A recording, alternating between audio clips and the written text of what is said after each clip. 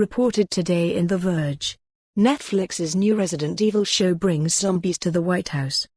Resident Evil: Infinite Darkness is a show that's made for people who love lore. The most recent games in the series, Resident Evil 7 and Village, have largely gotten away from the story of Racoon City and more typical zombie tropes, instead focusing on more standalone horror stories that are starting to resemble an anthology of sorts. But there's still a place where the Umbrella Corporation and Racoon City loom large, tie-in movies and TV shows. Infinite Darkness is the latest, a 4-episode series on Netflix that really leans into the political intrigue behind the zombie outbreak. There are some fun moments, like when undead monsters infiltrate the White House, but the show is mostly interesting as a supplement to the games. Infinite Darkness takes place after the events of Resident Evil 4 and features longtime Resident Evil leads Leon Kennedy, introduced as the guy who saved the president's daughter, and Claire Redfield.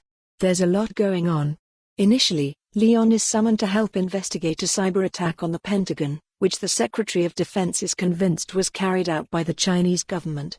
Meanwhile, Claire is helping to build schools in a fictional Middle Eastern country called Panamstan, which also happens to be one of strategic importance for both the US and Chinese militaries, and 2, a Racoon City-like testing ground for the zombie-creating T-virus. So you have 2 global superpowers dancing around a war, a small country being used as a guinea pig for a dangerous virus, and a cure for that virus being used to create completely obedient super soldiers. Instead of implements of terror, in Infinite Darkness, zombies are just another tool for powerful men to use to generate either power or wealth, or both. The show doesn't really have much to say beyond that, other than maybe capitalism is bad, particularly when it involves selling a cure for becoming an undead monster.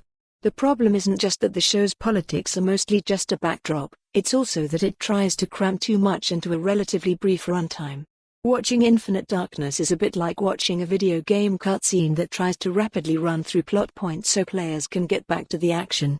There are so many flashbacks and conspiracies with multiple layers that it can be hard to keep track of what's going on.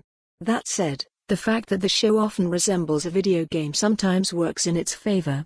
The best moments in Infinite Darkness feel like they were ripped out of a survival horror game.